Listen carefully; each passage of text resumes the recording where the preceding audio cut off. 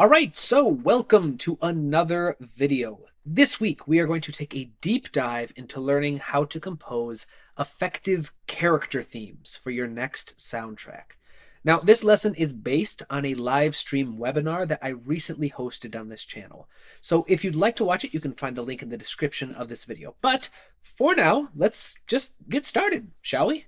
Alright, so in essence, there are three basic steps that you want to follow when writing character themes.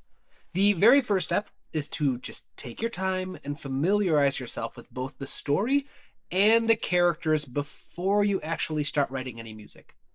There's this romantic idea of a film composer going into a dark room and improvising until he has a score, and this is just kind of it's a wild misnomer. Hans Zimmer is just famous for beginning every single new project by spending countless hours talking about the story with his director. Another great example is Howard Shore, who took this to an extreme level for The Lord of the Rings, when he took 6 months to study everything and anything that had to do with the trilogy before he started writing any music. Both of these master composers understand that the chief and foremost responsibility of a film composer is to be a musical storyteller. And the only way that you can properly master this craft is to develop your own process for approaching and understanding stories, which is what we're talking about in this lesson.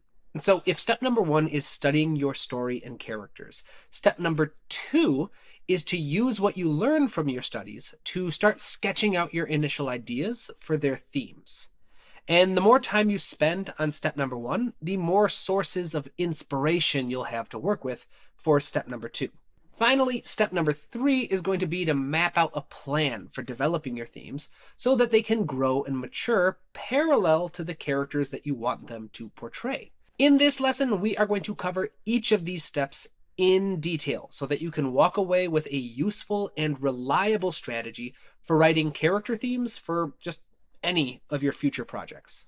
Obviously, let's start with step 1.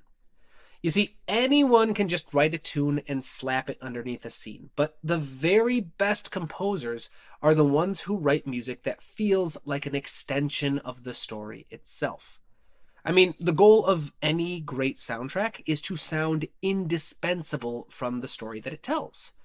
For example, films like Interstellar, How to Train Your Dragon, and Lord of the Rings are all considered masterpieces, and their soundtracks are just as iconic as the stories that they tell. I mean, it's almost impossible to talk about any of those movies without bringing up their music. And the reason why these scores have become so widely acclaimed is because their composers took the time to understand the stories they were telling. Now, a simple first step that you can take to start approaching music with this lens is to start by studying your characters. The more you know about your characters, the more sources of inspiration you have while writing the music. You can make your main character's theme much more tailored to their story if you know things like their origin story, where they grew up, what they fight for, what their goals are, etc., etc., etc. In general, there are at least 3 major sources of inspiration that I'm going to recommend you look for if you're trying to write a character theme that feels like an organic extension of the character themselves. These 3 things are the character's background, their development, and their emotional arc. Now, the character's background is by far the most generic out of the 3. You just want to treat this like you're writing a book report on the character. Start by writing a short biography for the character. What do you know about their past that has helped shape who they are during the time of the story? This could be things like, where did they grow up? What kind of family do they come from? What socioeconomic class do they belong to? Just anything. You'll want to include anything and everything that you think could be useful or important to know about the character. Now, you won't really need all of it, but you never know what piece of information might trigger just a brilliant idea down the road. To give you an example, let's make a quick biography for the character Brom from Christopher Paolini's Inheritance Cycle. Now, I chose this series because, first, it's one of my all-time favorite book series, and more importantly, It hasn't been adapted into a movie or TV show yet. I am not going to include the hot mess from 2006, because, I mean, that wasn't really Aragon, right? So we're just going to pretend it doesn't exist. But as a warning, there will be spoilers for the books moving forward. All right? Understand that? Okay, good. So you have been warned. So when we first meet Brom, all we know is that he's an old, curmudgeonly, but not unkind storyteller in the village of Carvajal. However, as the story progresses, we learn more about his past. Centuries previously, he was taken from his childhood home in a distant land to be trained as a dragon rider. This greatly increased his lifespan and has allowed him to witness many different eras throughout history. While he was training, he formed an abusive friendship with the future traitor and villain, Morzan. During the fall of the Riders, Morzan killed Brom's dragon, Saphira, and he was forced to watch as the entire order that he had dedicated his life to was systematically annihilated by King Galbatorix and the 13 Forsworn. The loss of his dragon nearly drove Brom mad, and would color the rest of his life's journey. His desire for revenge led him to co-found the resistance against Galbatorix. He orchestrated the deaths of 7 of the 13 Forsworn.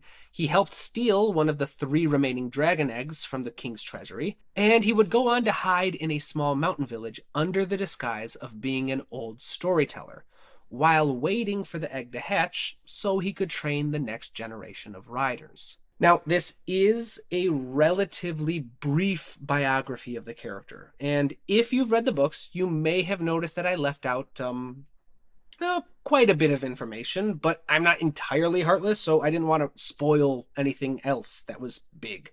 But regardless, ideally, when you're writing your own character biographies, you would want to include as much information as you can. But for now, the information that we have is more than enough to work with. Just by coming up with this short biography, I've already formed a few ideas for how I want to score this character. Right off the bat, I know that I want this theme to sound a bit darker and kind of tragic. This is a character who has experienced too much pain to have a traditionally heroic theme. No matter how the theme ends up getting used, I want it to always be at least colored with just a bit of kind of tragedy, pain, darkness, whatever. In addition to this, I would want this theme to have its own harmonic language, something that helps alienate Brom as being different from the other characters. Nothing that kind of sticks out too much from the other themes. I don't want it to be distracting, but, maybe something that relates him to more of the elfin characters than the human ones, since most of his life was spent living with the elves and being trained to be a dragon rider. I like the idea of just looking for a specific mode that I could use when writing any of the themes related to the elves, and then use that mode to influence Brom's theme as well. In fact, this strategy of using a specific mode or scale to represent characters, worlds, or ideas, or whatever, is called metatonal design. It's a very common tool used in media composition, and it's super useful, much more useful than using specific keys, because unlike sticking to a specific key, say like D major, you can modulate all over the place. So, for example, if you decided that the major scale or the major key was important for a character, it doesn't matter which major scale you're using, just as long as the major scale is being used. Same could be said for like the Lydian mode or Phrygian mode, etc., etc. If you've got a specific scale or shape and you attach that to a character, it gives you a lot more freedom than trying to stay within the specific bounds of just one kind of harmonic key or what have you. Now, having gone on that tangent, these are all just kind of a couple of ideas, but hopefully they help get my point across. The idea is that the very act of putting a character's biography together is going to force you to slow down and think deliberately about who the character is. And as you write their biography, you're likely to get a whole bunch of ideas and inspiration on how their theme should sound. However, a character's background is only one source of inspiration. And as a film composer, you need to do more than just capture the essence of who a character was in their past. You also need to understand how they grow and transform throughout the story so that you can get an idea of how your music also needs to grow and transform. And the very best strategy that I have found for this is to compare snapshots of who your character is at the beginning of the story versus at the end. In particular, there are 3 types of change you want to identify: the change in their goals, the change in their weaknesses, and any changes to their needs. Of the 3, goals and desires is the easiest. Basically, you just want to figure out what does the character want in life at the beginning of their story, and then how does this turn out by the time the story ends. For example, in the movie How to Train Your Dragon, the protagonist, Hiccup, just wants to gain acknowledgement from his fellow Vikings. I mean, his dad is a chief and a hero of the village, but he gets viewed more as a bit of an oddball and kind of an outcast, kind of like the apple that fell far from the tree.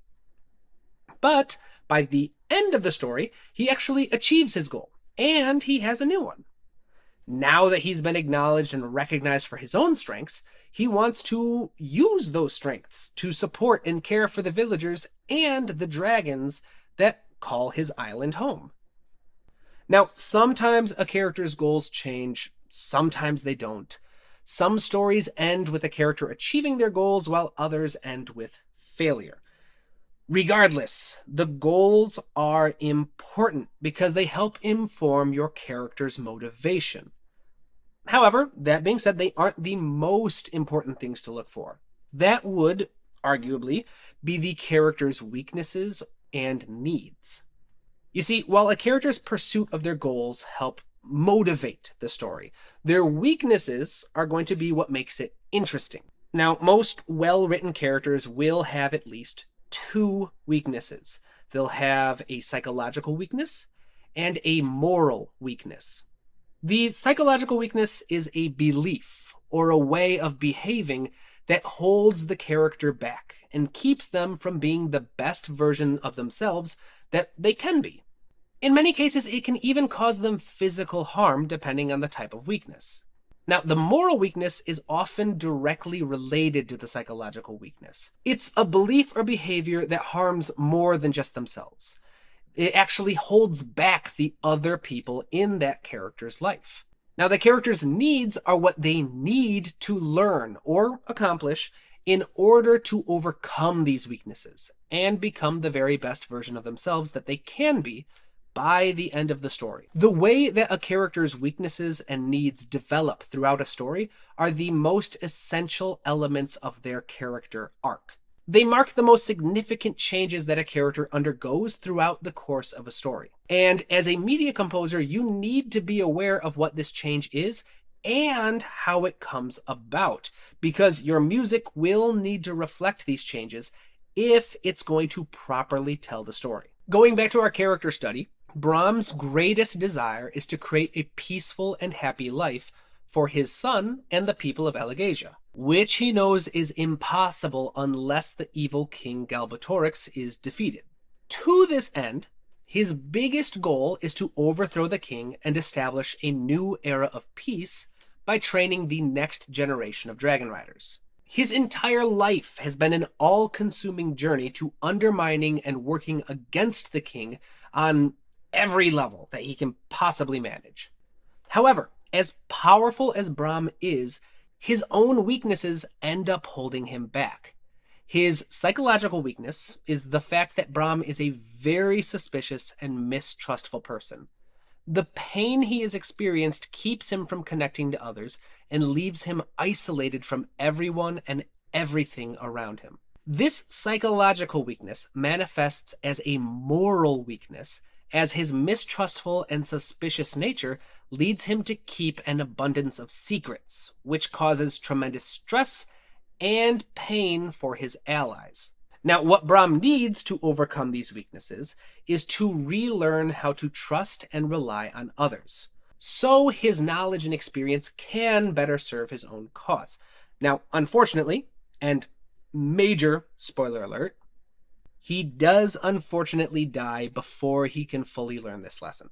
Now, Just like before, the simple act of writing down these short few details has already given me several new ideas of how I would write a theme for this character.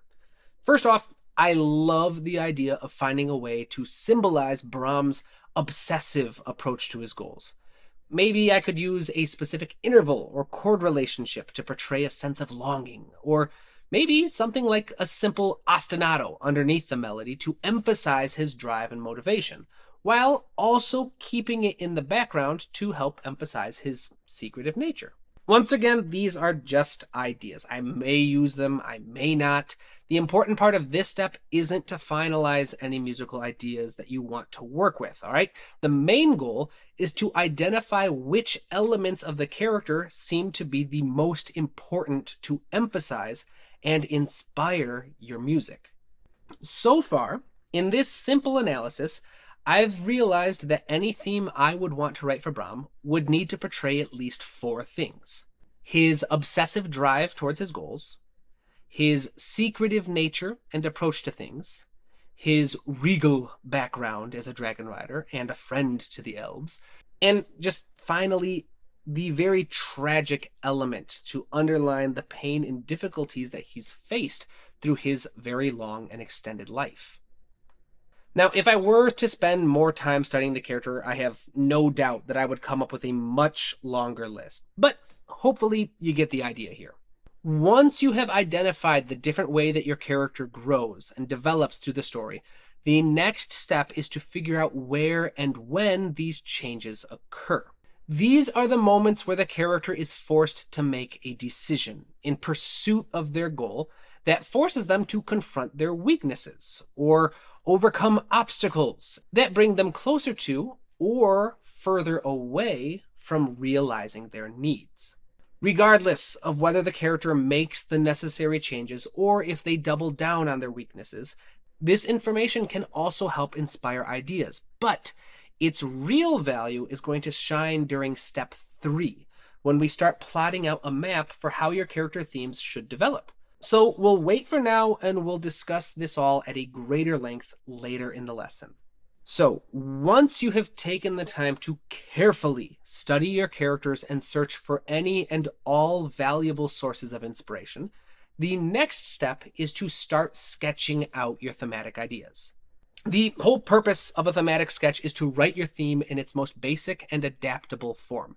The goal is to have a short idea that you can copy and paste into different cues and easily adapt to fit the needs of different scenes. For example, my sketches almost always consist of just a simple melody, a chord progression, and a bass line.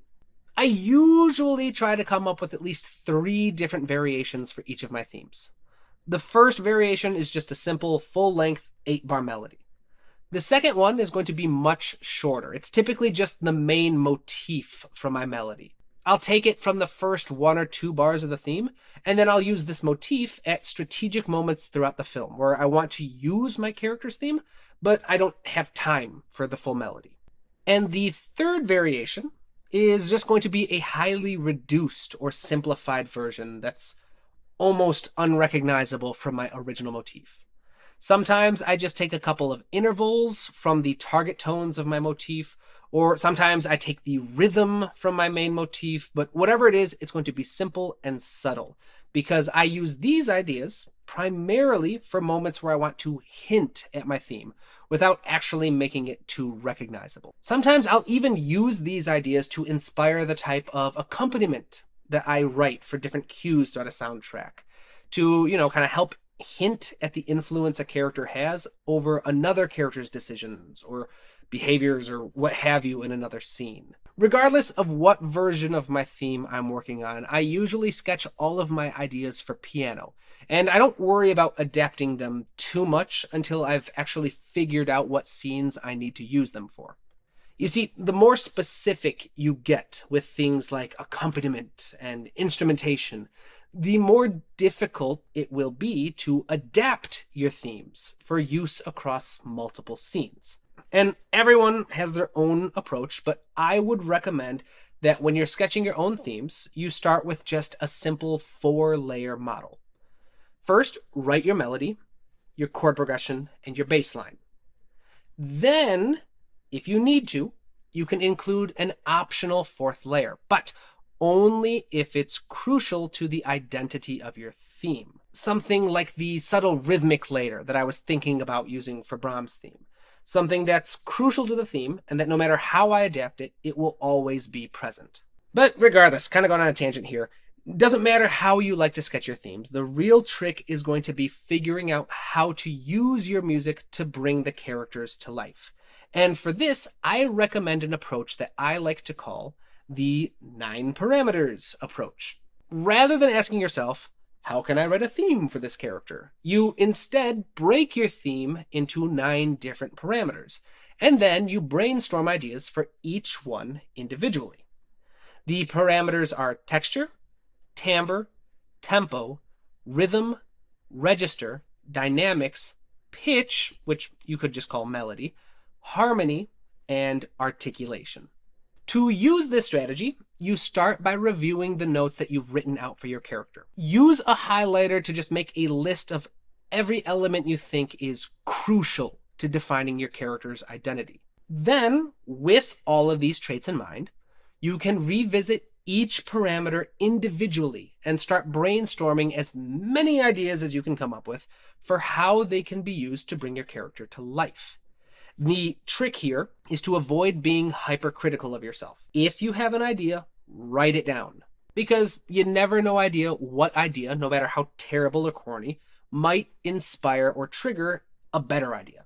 Now, you will not need to use every single parameter to sketch your character's theme. So, if you find that one just isn't inspiring any ideas, feel free to skip it and just move on to the next one in line.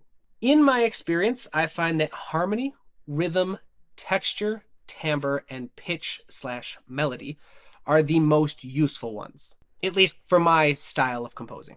So let's try using these 5 to inspire our theme for Brahms. Now, I am trying to avoid making this lesson too long, so we're just going to run through these ideas quickly. However, if you are interested in learning more about this strategy, I have an ebook on my website, tabletopcomposer.com, that dives extensively into this strategy. The book is called The Musical Storyteller, Translating Story Worlds, Characters, and Emotions into Music. And it goes into detail on how you can use each of these 9 parameters, how they're commonly used in film music, and even a bunch of worksheets that contain questions you can use to brainstorm strategies when trying to apply each of the parameters. But for now, let's just try coming up with a few ideas for bringing Brahms' theme to life. As a reminder, our study of the character revealed 4 different elements that I think are crucial to his identity. We've got Brahms' obsessive drive towards his goals. We have his secretive nature and approach to his goals. We have his regal background as a dragon rider and as a friend to the elves. And finally, we have the tragic nature of his past and all of the pain that he's endured before the story even begins. Let's focus on that first element, all right? His obsessive drive towards his goals. How can we use texture, timbre, rhythm, pitch, and harmony to portray this element? Well, my first idea has to do with texture. Texture just simply refers to the number and types of layers that you use while writing a theme. I really like the idea of composing a simple ostinato, a repeating rhythmic idea, that I can have in the background underneath my melody. This layer would help add energy and drive to my theme, while also kind of symbolizing a bit of constant and obsessive presence. Another kind of cool idea that occurs to me is that I could even adapt this ostinato to layer with other character themes, like Aragon's or Saphira's, during scenes where Brahms' influence and example is inspiring them to action. But other than this, I don't really have too many ideas for the other 4 parameters that we're looking at. I mean, maybe for pitch or melody, I could emphasize an interval, like the minor 7th, to help drive home a tragic feeling of longing for his character. I mean, actually, oh yeah, the more I think about that, I actually kind of like it. That could actually help kill 2 birds with 1 stone. I could use the minor 7th to emphasize both his obsessive longing for his goals, as well as kind of the more tragic elements of his backstory, since the minor seventh does have kind of connotations of tragedy and longing. So whatever. So anyway, hopefully you get the idea. To write a theme like this, I would continue these steps and take my time visiting each and every character element one at a time, and then brainstorm how each of my parameters can help portray it musically. The trick is, again, to write down any and all ideas that you come up with. And then, when you're done, you go back and highlight your favorites. By the time you're finished, you'll have a comprehensive description of what your music should sound like. You'll have an idea for what kind of harmony to work with, what shape to use for your melody, what kind of tempo you're working with, what kind of layers you need, maybe even what kind of instruments you want to work with. It's a fantastic starting point to work with. Much better than trying to go in a dark room and simply improvise an idea that could work. So, once you have finally finished and you have composed a simple sketch for your theme, the very last step is to create a map for how you will be using this theme throughout the soundtrack. And more importantly, how it will need to develop and change to reflect the growth and transformation that your character experiences. You see, every time that you use a theme in a soundtrack, it absorbs the emotions and meaning of the scenes that it accompanies. This is one of the main reasons why motivic composing is so popular in film composing and video game composing and television composing. By the time you reach the end of your film, your theme will have absorbed so many different emotions and ideas that it becomes an emotional powerhouse and a glue that helps bring new energy and meaning to the climax of the story. I mean, well, that is if you use it correctly. Overusing a theme can have the opposite effect and rob it of any real emotional significance. The safest way to ensure that your theme will have the kind of emotional payoff that you're looking for is to make sure that you use it strategically. The best scenes for a character theme are the ones in which the character is faced with the challenge, and they are forced to adapt their behavior and or beliefs in order to continue on their journey towards their goal. These moments collectively create the character's emotional arc, which is what we were discussing earlier for step 1. Now, once you've taken the time to sift through every single scene in your story, and you have identified each and every one of these moments, you then want to make yet another list and take additional notes on each of them. As a little sidebar, young composers are often very shocked to find out how much note-taking actually is involved with film composing. And this is really a necessary part. Regardless of whether you use my process or not, you need to take notes and keep kind of a journal while you're working with it. Every composer I've ever worked with has some form of journal that they keep detailing notes on discussions they've had with the director, ideas they came up while watching the film, or just kind of issues that they need to push off to a later date and troubleshoot. Whatever it is, you're going to need to take lots of notes. I think the most I've ever taken was, I think it turned out to be like 89 pages of notes I'd taken just on the characters and the scenes and how I wanted to bring them to life. So, yep, it's part of the gig. You're going to want to get used to it and find your own way of doing it. But regardless, back to the main topic, off of my tangent. If you want to kind of track the use of it, once you've identified each of these steps, you need to make another list and take additional notes on each of them. In particular, you want to take notes on which emotions are important to the scenes and how or where do they shift in the scene. You want to know what kind of size is needed for your music, what amount of movement is needed for your music, what kind of valence you need, and as well as just any additional notes on how you want to use your theme within this scene. Now, 3 of those terms, size, movement, and valence, are going to be crucial to understand because together they form the 3 pillars of emotion, both in how we experience emotions and how music portrays emotions in themes. Now, size refers to how overwhelming and all-consuming an emotion is. Some emotions, like contentment, are more intimate and kind of low in size, while others, like grief and tragedy, are far, far more overwhelming. And as a general rule, the more overwhelming an emotion is, the larger your music should sound. This means louder dynamics, larger instrumentation, more octaves, etc. There are, of course, exceptions, but generally speaking, you're going to want to make a plan for how large your theme needs to sound in order to best serve the emotional needs of your scene. Specifically, does it need to sound larger or more intimate than the previous time you used this theme? Now, movement refers to how energizing or depleting an emotion is. Some emotions, like disappointment, tend to sap us of energy, while others, like excitement, give us an abundance of energy. Another way to think of this is just how physically expressive the emotion is. Does it involve dancing, shouting, fighting, or is it more quiet and subtle, like slumping into a chair? Regardless of how you want to think about it, the amount of movement in the emotion of a scene should be matched by the movement in your music. Things like tempo, the average note length, rhythmic layers, harmonic rhythm, etc., etc. All of these impact the amount of energy or movement that a piece of music contains. The important thing to remember here is that none of these are objective measures. So instead of trying to find a specific amount of energy or a specific size for any given scene, simply ask yourself, does this need more energy than the last scene or less?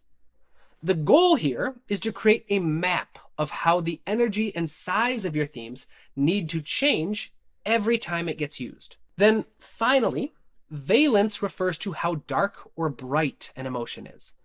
Emotions like sadness are dark, while others, like happiness, are bright. Things like harmony, the registers you emphasize, the instruments you choose, all of these can impact how dark or bright your music sounds.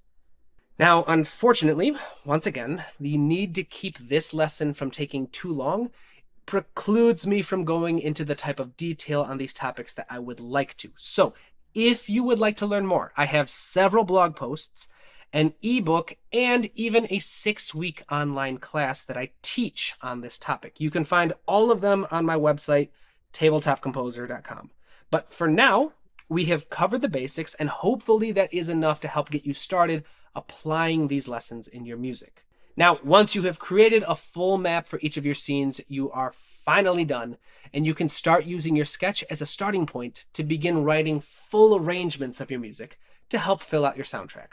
However, my strategies and tips that I have for arranging and orchestration are going to have to wait for our next lesson. So for now, let's summarize everything we've learned and just call it a day. In this lesson, we learned that the secret to composing effective and memorable themes is to start by studying the characters themselves. All right, film composers are storytellers, and we need to know how to define our characters before we can attempt to translate them musically. You can get started by studying your character's background, their development, and their emotional arc.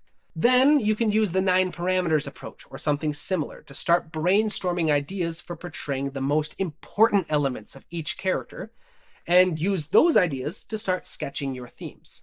Once you have a basic theme that you are happy with, you can use the emotional arc to find the scenes where your themes will be most impactful and make a quick map of how the valence, size, and movement of your themes must adapt in each scene to successfully reflect the character's growth and journey.